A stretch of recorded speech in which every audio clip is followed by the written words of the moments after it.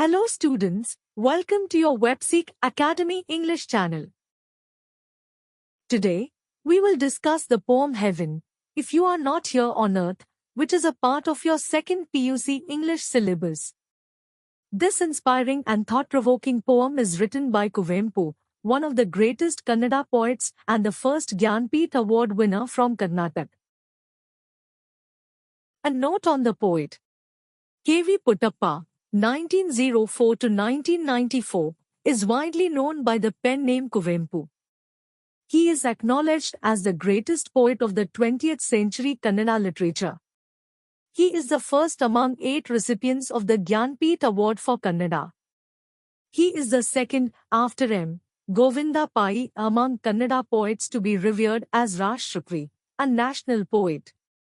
His work, Sri Ramayan Darshanam, the rewriting of the great ancient Indian epic Ramayana in modern Kannada, is regarded as a revival of the era of Mahakavya, epic poetry, in a contemporary form and charm. He is immortalized by some of his phrases, and in particular for his contribution to universal humanism, or in his own words, Vishwa Manavatvada. He was conferred the Padma Vibhushan by the Government of India. He has penned the Karnataka state anthem, Jaya Bharat Janya Tanujate. The poem has been translated into English by Dr. C. Naganna, a well-known poet, critic, and translator. Heaven, If You Are Not Here on Earth Summary. This poem is the English version of Swagave, Bhumiyolaradaya Nino, a poem in Kannada, written by Kuvempu, one of the most revered poets of Karnataka. The poem makes an attempt to give the reader a glimpse into the rationalistic outlook of the poet. The poet has tried to argue that concepts like heaven, God, nymphs, etc. are man's creations. Entities like heaven and God exist only on the earth and you cannot find them anywhere else. The poet suggests that one should perceive divinity and enjoy the heavenly bliss in the company of nature itself. The poet strongly believes that heavenliness and worldliness are not distinct or two separate entities and argues that there is no difference between worshipping or adoring nature and worshipping or adoring God. In the first 2 lines, the poet addresses heaven and declares emphatically that if heaven does not exist on the earth, where else can it be? It only means that the reader needs not look for heaven in the skies. If at all there is an entity called heaven, one must find it on the earth only and nowhere else. The poet refers to our beliefs about gods and heavenly nymphs. The poet expresses his conviction that there is no distinct or substantial entity called God, and it is man himself who is God. Similarly, there exist no entities called heavenly nymphs. He firmly believes that we ourselves are the nymphs, and the nymphs are to be found nowhere else but on this earth only. The poet wants to dispel the popular notion that gods and nymphs live in heaven. The poet, who wants to dismiss such beliefs, tells the reader that we ourselves should become gods and nymphs. The poet wants us to give up our belief that we go to heaven after death where we find gods and nymphs. The poet tries to introduce us to the different forms or parts of heaven that exist on the earth. He presents a mesmerizing picture of nature in its pristine form. The poet states that the bliss that we experience when we look at the streams that are leaping down, roaring, from the top of the hills, the waves that come rolling across the seas carrying surf at their edges, the tender rays of sunlight falling on the vast expanse of green forests, and the gentle sun warming up the earth make this earth heaven. The poet refers to the beauty of the harvest season and the moonlit night. He declares that one enjoys heavenly bliss when one watches the splendor of harvest and the moonlit night.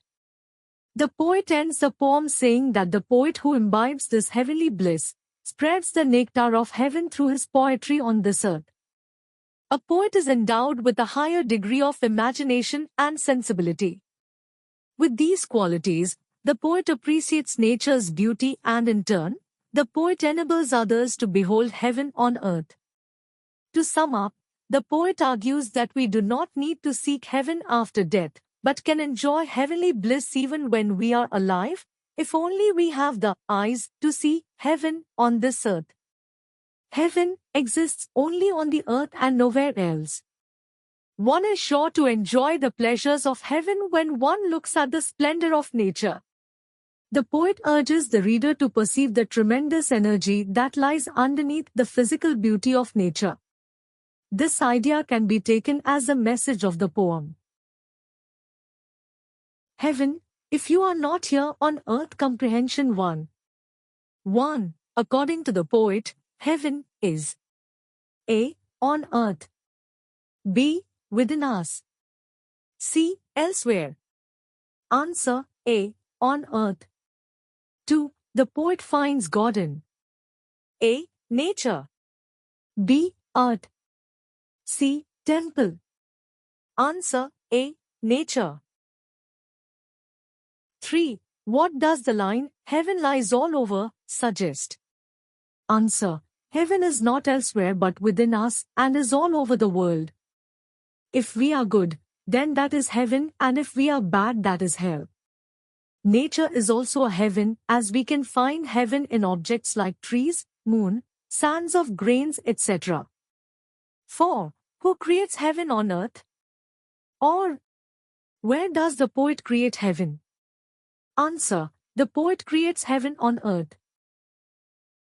Heaven, if you are not here on earth. Comprehension 2. 1. Describe the beauty in nature that makes the earth a heavenly place. Or, how has a poet glorified heaven on earth? Answer. The poet Kuvempu argues that we do not need to seek heaven after death. We can enjoy the heavenly bliss in looking at nature on this earth itself. The poet presents a beautiful description of nature's beauty. The poet emphatically states that the bliss that one experiences while looking at the streams that are leaping down, roaring from the top of the hills, the waves that come rolling across the seas carrying surf at their edges, the tender rays of sunlight falling on the sprawling green forests, and the gentle sun warming up the earth make this earth a heavenly place.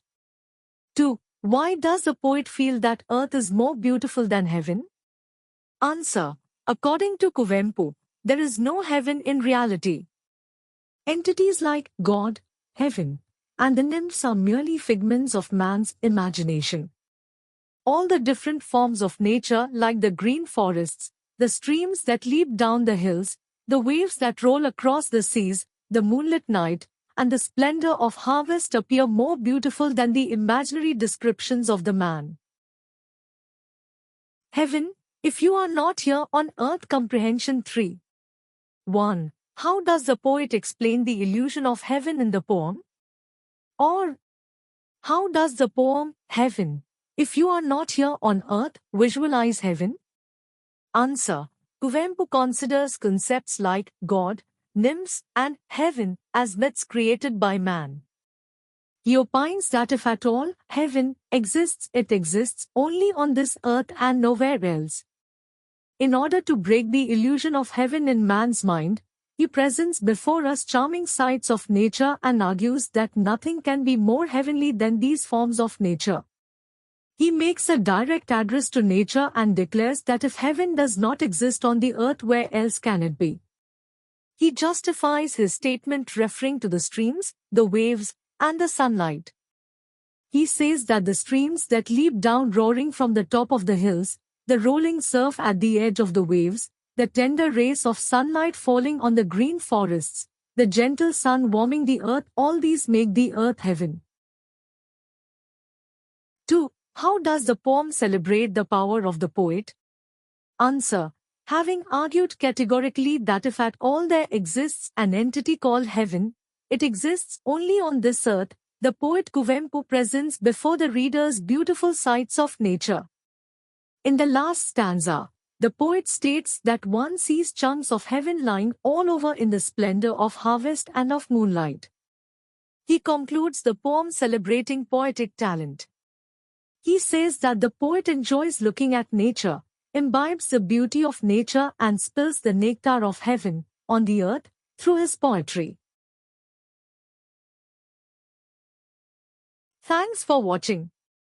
If you found this video helpful, don't forget to like, share, and subscribe to WebSeek Academy for more English lessons and notes. See you in the next video. Until then, keep learning and keep growing.